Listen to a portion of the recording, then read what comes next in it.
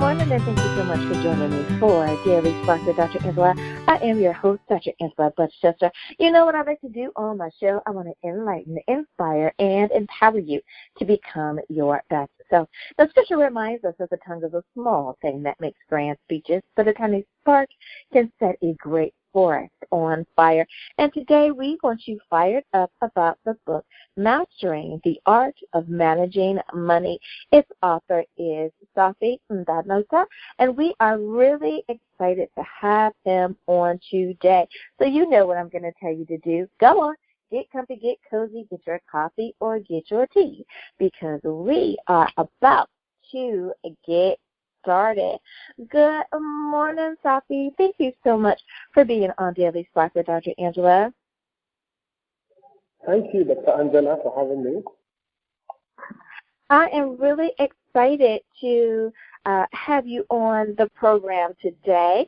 Well, before we get started, one question that I like to ask of all of my guests is for them to tell me just a little bit something about them.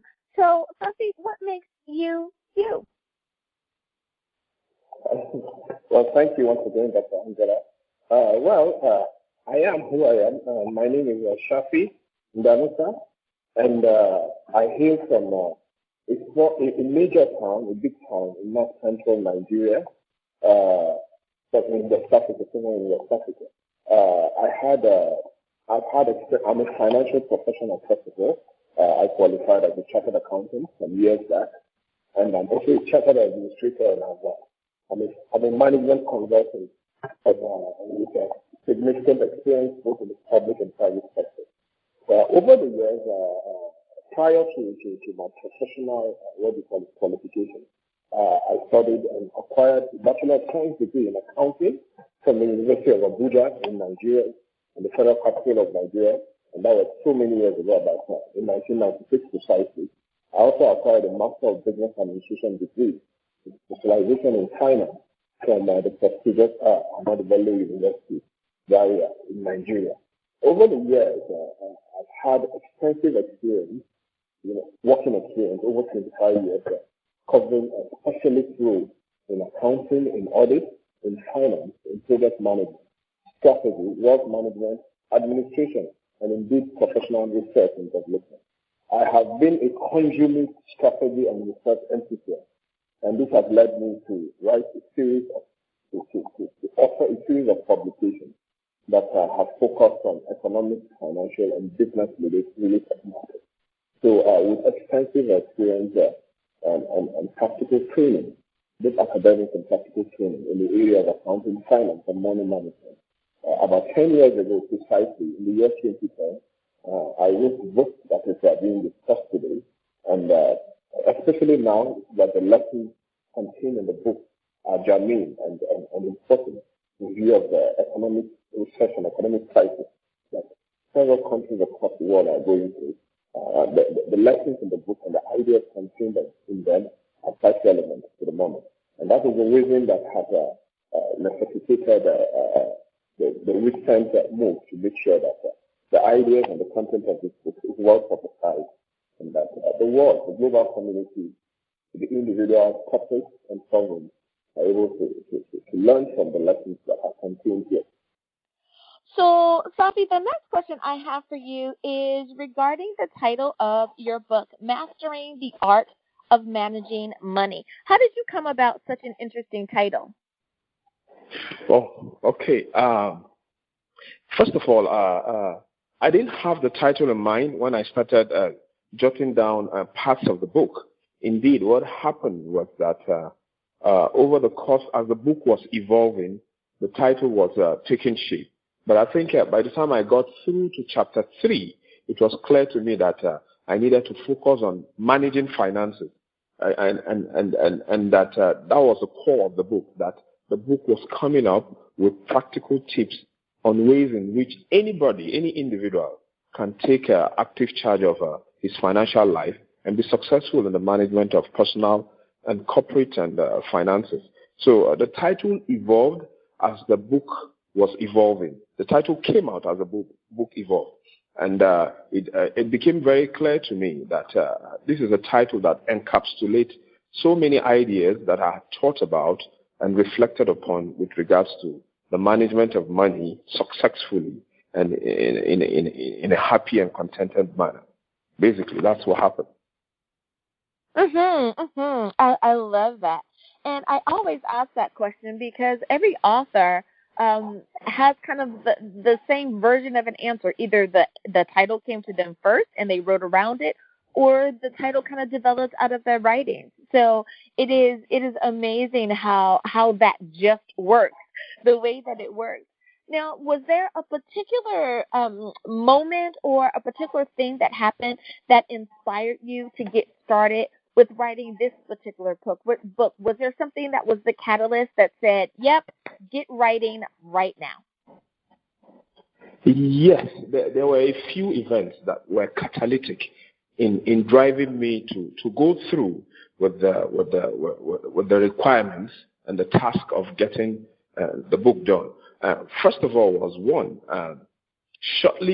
following the 2007 to 2008 global economic and financial crisis, I was opportune to observe the impact it had on the Nigerian economy, particularly on the banking system.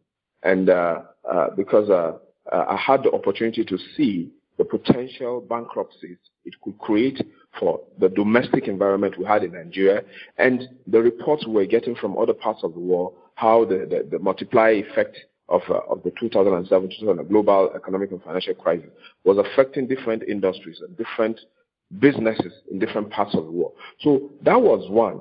Then secondly, I think at that stage of my life, I was actually finding my voice, basically what you call finding your voice, about speaking out about things that you consider very, very important, the kind of message that you needed to get out in order to make sure that those who understood the importance of what you are talking about will take it seriously and act based upon it. So I had a deep need to express those strong ideas that I had about prudently and efficiently managing financial resources, so that regardless of whatever happens, at the end of the day, people can be happy and contented about the choices they have made. They can be inspired about knowing that it is possible, to be successful in the art of managing financial resources. So that was fundamental. I think I was finding my voice. I was going through what I call a stage of reawakening.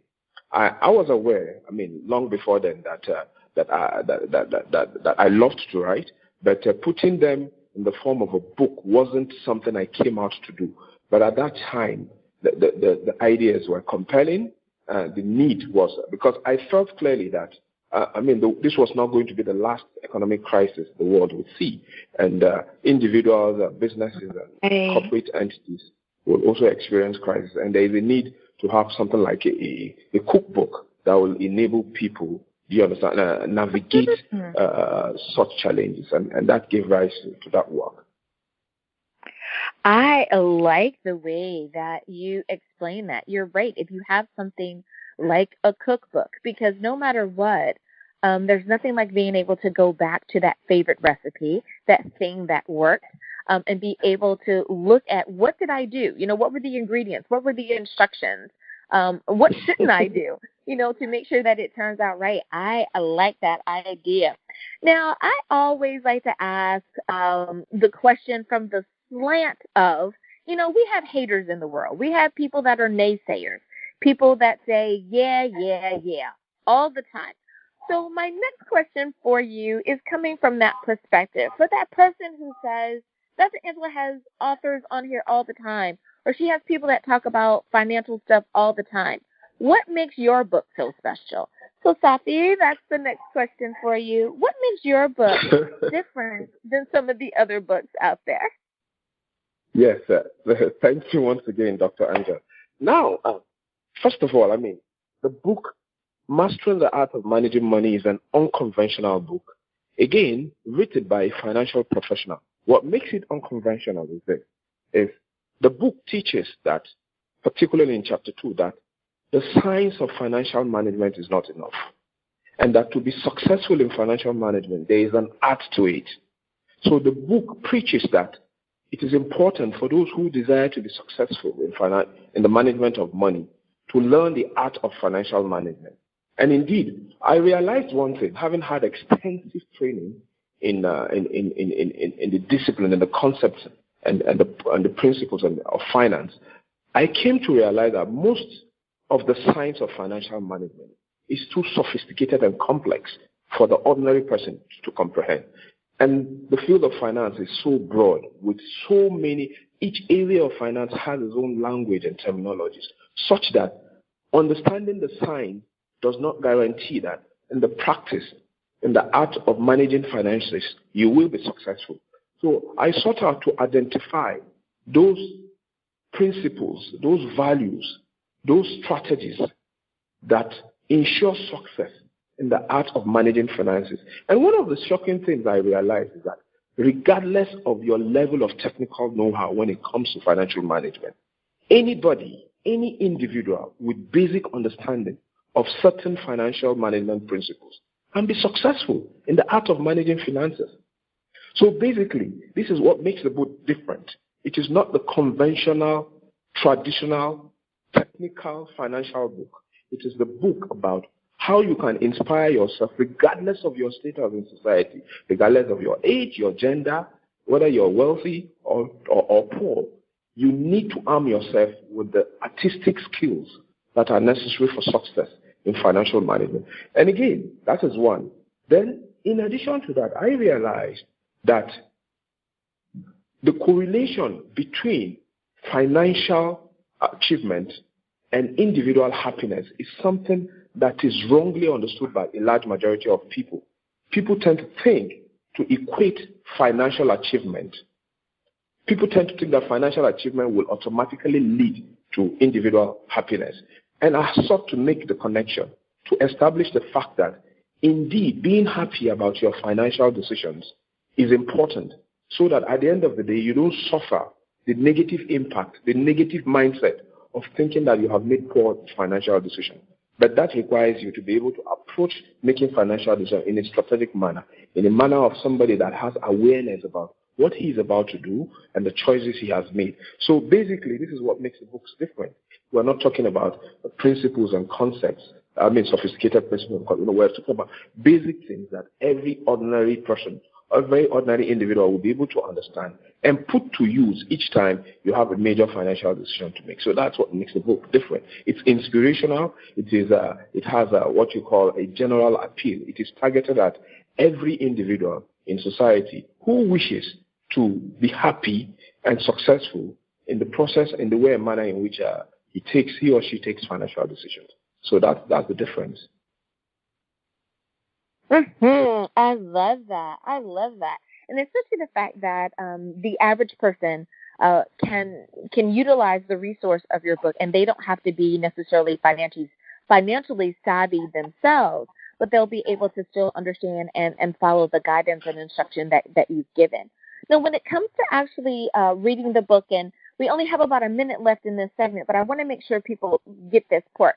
When they purchase a copy of the book, do you suggest that they read it from cover to cover, or can they read it from chapter to chapter? Like, can they open it up and start reading it anywhere, or should they read it cover to cover? Yes. First of all, it's a small book that can be read from cover to cover. However, because of the depth of the ideas that are contained therein, there are chapters and parts of the book that people can just read at a time and seek further illumination upon the ideas presented there. So the book is small, but it is heavily loaded in terms of the depth of thinking that went into the ideas that were presented there. So it's indeed a summary of so many ideas that are put together. And indeed, every person can relate to a particular aspect of the book that speaks to his experience and speaks to his understanding. So basically, this is what is expected. From time to time, people should pick up aspects of the book, open a particular page of interest, and seek further illumination on the issues that seek to understand deeply the issues that are presented there. So it's something that is expected to be used from time to time, as frequently as possible, so long as you have a major decision to make and you want to make sure you're successful at it. it's important for you to look at an aspect of the book. But it's also summarized in a manner that can facilitate quick reading and understanding. So basically, there are aspects of the book that require further development. Absolutely, absolutely. Well, it is time for us to go to break. But before we do, Shafii, can you please remind everyone what is the title of your book, where can we get a copy, and how do we stay in contact with you? Yes, the title of the book is Mastering the Art of Managing Money. The book the first edition of the book was published by exlibris.com, so it's available there. The second edition of the book, which is just the 2020 version, can be gotten from booktrailagency.com. The book can also be found on Amazon and Barnes & Noble. Then, in terms of contact, I can be reached through my social media handles. I'm on LinkedIn, I'm on Facebook, I'm on Twitter, and I'm also on Instagram. I think my contact details are provided there. Alrighty. Well, already everyone you know where you can get a copy of the book. We'll be back right after this.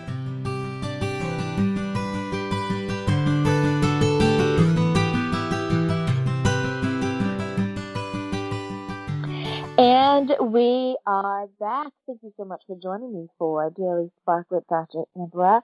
I am your host, Dr. Angela Chester, but my guest today is Shafii Ndanusa, and we are talking about his book, Mastering the Art of Managing Money. And who doesn't want to make sure that you have your coins ready for the new year? We all want to be able to look back at those receipts and say, yes, I did what I was supposed to do, because that is our goal for the upcoming year. Now, speaking of making sure that we have our coins doing well, and that's folding money as well, folks. That's, the stuff that swipes and all of that. But that's just what they call it, coins. Now, with that being said, though, many times how we are, our mindset, our outlook, our projection on life affects many things that we do. When mom is upset, she tends not to make the best dinners. She might burn the biscuits, or, something might not be as seasoned as well because her mind was other places. With that being said, that has an effect on us. Does your emotional state of mind also have an effect on your money and how you manage your money and the habits that you have? Yes, emotions are central. The emotional state of mind of every individual affects the way and manner in which they take financial decisions. Emotions are, with over 3,000 variations of emotions that we feel as human beings.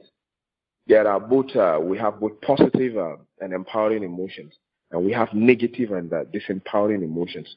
Awareness of how our emotions affect our thoughts and subsequently our actions, it's critical, because once you don't know how emotions affect the way and manner in which you manage resources, you will find yourself in the reactive mode rather than being in the strategic and proactive mode in terms of the way and manner in which you manage your finances.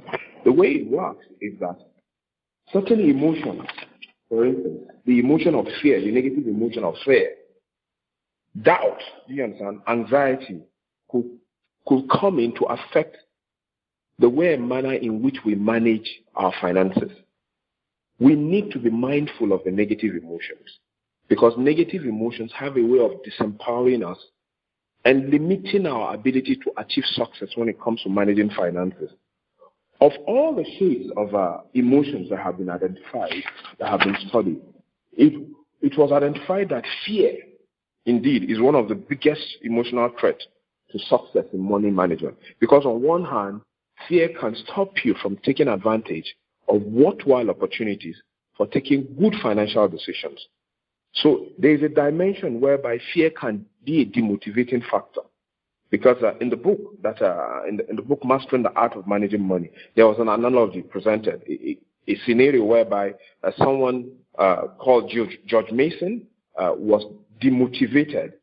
Fear served as a demotivating factor in his ability to take worthwhile decisions that will lead to success in financial management.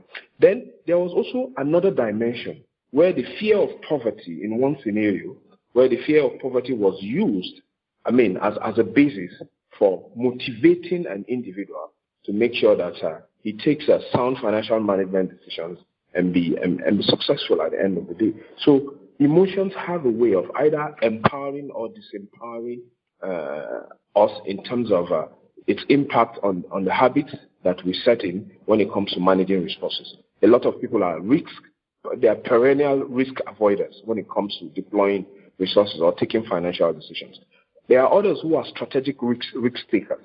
The goal of mastering the art of managing money is to get people to become cautious risk takers when it comes to financial decision making, such that each time they are going to take a decision, they take it based on knowledge and understanding of the possibilities and the probabilities, and understanding of the risk that is involved, so that when they go in fully aware, well prepared, and they're prepared to accept the outcome and be happy about it at the end of the day, either benefiting or even at the same time having other values, benefits associated with the outcome. So basically, that's how emotions have a way of impacting on our culture and the way in which our personal culture, in terms of the way we manage resources. Awareness of it is critical. Knowing how to manage the disempowering emotions is also critical. And that's the way forward for every individual that wants to be successful at it. Oh, I love that answer. You are so right, and I don't think that people realize how much their mindset has an effect on what they do, and how those mindsets will affect their future. So thank you so much for sharing that. Now, what are some of the phases or activities or even steps that are required for people to really master the art of money management? It seems like people can master other parts of their life, but it seems like when it comes to their finances, that is one of the hardest things for people to be able to grasp this concept. What happens there? What are the steps they should take? Okay, thank you once again. Yes, you are right with the statement that it is a difficult area for people to manage, because it is a continuing daily and perennial challenge that we all face at all points in time. Now, in terms of the phases, from the practical dimension, from the practical perspective, I'm not talking about theory now, to be successful in the art of managing finances, there are 5 basic phases that have been identified in my book. The first one is what we call the knowing phase. In the knowing phase, it's about acquiring basic financial education. Emphasis, it's about acquiring basic financial education. There are certain basic terms, basic principles that once you understand about financial education, it becomes easy to know what a real asset and a liability is. It becomes easy for you to know what a real expenditure is that adds to your value, and the kind of expenditure that reduces your net worth. So because it is teaching from the practical dimension, it is not the same with the theoretical, the scientific definition of maybe what an asset and liability is, or what a revenue or an income and expenditure is. So there's a practical dimension to that definition. The second phase is what we call the planning phase. In the planning phase, you are actually crafting and solidifying your financial vision. You're taking a look into the financial future you desire for yourself and making sure that you do all of those things in terms of budgeting, in terms of the tools that you need to put in self-control places to control the way and manner in which you achieve your financial goal. In the planning phase is about having a concrete plan, having an objective, having a vision, having a goal of your financial future in terms of your total financial future. Then the future, that your financial future in separate areas of your life once again. Then the third phase is what we call the strategic assessment phase. In the strategic assessment phase, you're looking at all the alternative financial decisions that you have to make and making sure that you prioritize them in order to justify them so that you can choose those that rank high on your scale of priority. So in the strategic assessment phase, you're choosing amongst alternative financial decisions. You're choosing amongst alternative finance. You will carry out a deliberate, sensible evaluation of all the alternative decisions. And based on your prioritization, you choose those that rank high for implementation. Then the third phase is what we call the action phase. It is within the action phase that you bring your financial strategy to life. You're in the actual implementation of your financial plans. You are now taking those decisions step by step to make sure that you are able, that will guarantee the achievement of your financial goals. And at this phase, what happens is you're in the implementation, the action element, the action cycle of your financial activities. What happens at this point in time is that you are now taking measures, concrete measures that will ensure that you're moving one step at a time towards the achievement of your goals. It's either some decisions may have to be reactive depending on what the environment presents. Others, you need to approach them from a proactive manner based on the plans that you have designed during the planning phase. Then you have the last phase, phase 5, which I call the choice phase. In the choice phase, what I have made possible here, what I have presented here is that happiness, regardless of the outcome of your financial decision, happiness is a choice that every individual needs to make. And that it's either you learn from an experience or you gain from it, or you have both of them. So even the learning, opening up yourself to learning from an experience is a step in the right direction. And you must choose contentment so that you're not held back by the negative emotions that come from thinking that you ought to have made a better financial decisions. You should make decisions in a deliberate, conscious, strategic manner, such that you know that your financial decision, based on the information you had at that point in time, was the best you could make. And you're happy about the outcome no matter how it goes. And you have learned the lessons that are there to learn. You are contented and you're prepared to move to the next level and take further decisions that will be better than the ones you have taken in the past. So these are the basic steps. Under each of these steps, there are a number of activities that are basic, that are central to an understanding of what the steps entail, the phases entail, and the key things that need to be addressed once you're going through this phase. So it is a continuous activity, more like a cycle. You learn, you unlearn what you knew before, you learn new things, and you continue to learn from the experience of the outcome of your decisions. So basically, those are the basic steps that have been identified for mastery in the art of money management. Basically. I love it. I love it. Oh, now I don't know about you, listeners, but this sounds like a book that you definitely need to pick up because I love that you're making it so simple and plain for us to be able to grasp the information. So many times with the financial books that we come across, it's like you need to already be financially savvy. And many times people just aren't. You know, their parents took care of them. And then they went off to college, and now they have a job, and now they're saying, what do I do with this money that's in my bank account? And so I love the fact that you are making it so plain for us. Well, it is time for us to go to break. But before we do, can you please remind everyone, what is the title of your book? Where can we get a copy? And, of course, how can we stay in contact with you? Yes.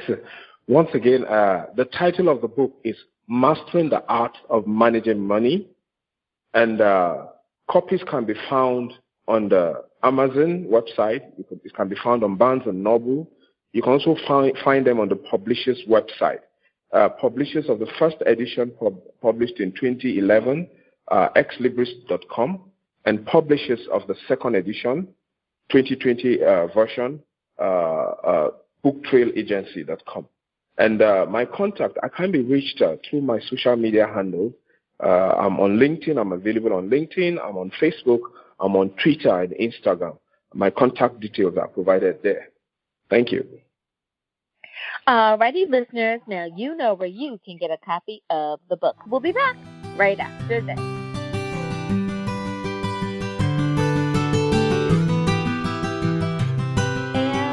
We are back. Thank you so much for joining me for Daily Spark with Dr. Angela. You already know who I am, so let's get back to these questions. Shafii, my next question for you is about being an author. So many times authors say, I wrote this book, I got out the information that I felt that I was supposed to share with the world. It's one and done. Many other authors say, absolutely not. I have so much information that I want to share with the world. I can't wait to get started. My next question for you is, do you have other books that you have written, or do you plan to write more books in the future? Yes, I have other books. I have another book that I wrote in the same year, 10 years ago. And I have other books that are yet to be published. They are most of them are work in progress. Now, the other book that has been published that also has lessons that are similar to this one is that has the title Bankruptcy and Survival in Times of Economic Uncertainty. Basically, that is the second book that I had that was published at the same time with the first book. And the lessons are connected, because they talk about how to survive economic downturns for individuals, companies, businesses, and sovereigns and nation states. So they have lessons that are similar. But while the first book, Mastering the Art of Money, focuses more on the individual, the second book, Bankruptcy and Survival in Times of Economic Uncertainty, addresses how to craft an economic survival plan for the individual, for the business, and for the nation state, giving different sets of scenarios, basically. Thank you. I love it. I love it. Now, what do you mean by the vicious cycles of bankruptcy when it comes to that book? How should individuals, businesses, even governments use the recommendations that you have in your survival plan listed there? Yes, good. Basically, first of all, what I meant by the vicious cycle of bankruptcy was an attempt to show the interconnectedness between individual bankruptcies and how individual bankruptcies could lead to business bankruptcies, and how business bankruptcies again could lead to national bankruptcies, and how national bankruptcies again could also lead to individual bankruptcies on a wider scale. So the vicious cycle of bankruptcies was just an attempt to show the two-way link between these three different dimensions of bankruptcy. It could begin from an individual and escalate to a business, and from businesses it could escalate to that of to become a national bankruptcy. So that there is a connection between all of this, and there is a two-way effect to and from each of these, such that bankruptcies are not things that are desirable for any economy that desires to grow. Neither is it desirable for any individual or business that desires to be successful. And that is on that side. Then secondly, how individuals, businesses, and governments should use the recommendations in the book to craft their economic survival plan. What I did with the second book was to make sure that I had a set of scenarios. For instance, I had at least 5 different scenarios that an individual could face, and I developed a set of practical tips that such an individual that is faced with each of those scenarios could use to craft an economic survival plan. For instance, for the individual, I had the scenario of if an individual is employed but at the risk of layoff. That is scenario 1. I had scenario 2, if an individual is out of work in a depressed economy. The third scenario is if the individual's income can no longer support payment of debts and mortgages. The fourth scenario talks about an individual that has lost of significant value in his stock investment. The fifth scenario talks about an individual that lacks financial discipline completely. This is in relation to individuals. There are 2 other scenarios when it comes to businesses. I presented the scenarios for businesses in the financial industry as one. A second scenario had to do with businesses in the non-financial industries. I provided tips, 5 steps of activities that they can use to make sure that they craft an economic survival plan and come out meritoriously. For the nation, for the sovereign state, I had 2 major scenarios. Scenario 1 had to do with how to craft an economic survival plans for developed economies that find themselves facing economic downturns. Then the second scenario has to do with deals with the emerging and developing economies, the way and manner in which they should craft economic survival plans. So the second book contains practical tips, steps of activities that each of these scenarios could be applied for people, for businesses and sovereigns to use in crafting an economic survival plan when faced with an economic recession or an economic downturn, such as the COVID-19 induced economic recession that we're facing all over the world today. So that's about it. And thank you so much for mentioning that, because that was the next question that I had for you, and that is, are your books appropriate for folks dealing with the pandemic? Is there relevancy? Is it relevant to what's going on right now? It is absolutely relevant. The books were written 10 years ago, and the topic was on one. While the first book, while Mastering the Art of Money, is more like a personal development toolkit that is relevant for all times, whether there's an economic boom or there's a downturn or there's a recession. But it's a personal development toolkit that every person is recommended for every individual. The second book specifically focused on economic downturns, the sort of bankruptcy, the impact on bankruptcy on the society, on the individual, and on businesses, and ways and manners in which individuals, businesses, and sovereigns, nation states, can craft their economic survival plans and come out successfully and meritoriously from such experiences. So they are both absolutely relevant to what is going on around the world at the moment. I love it. I love it. Well, Shafii, thank you so much for coming on and spending time with me here today on Daily Spark with Dr. Angela. I think that you have definitely given us some food for thought and really inspired some folks to get out and not only pick up a copy of your book, but make this year, this 2021 year, something that they're going to tackle their finances. You know, we're coming off a pandemic. Why not get your finances in order for when everything is back to booming the way that we remember? You'll also be in the best financial shape as well. So I'm going to ask one last time, if you would, please, can you remind everyone, what is the title of your book? Where can we get a copy? And, of course, how do we stay in contact with you? Yes, sir. Thank you once again. The title of the book is Mastering the Art of Managing Money. Copies can be accessed from the publisher's website.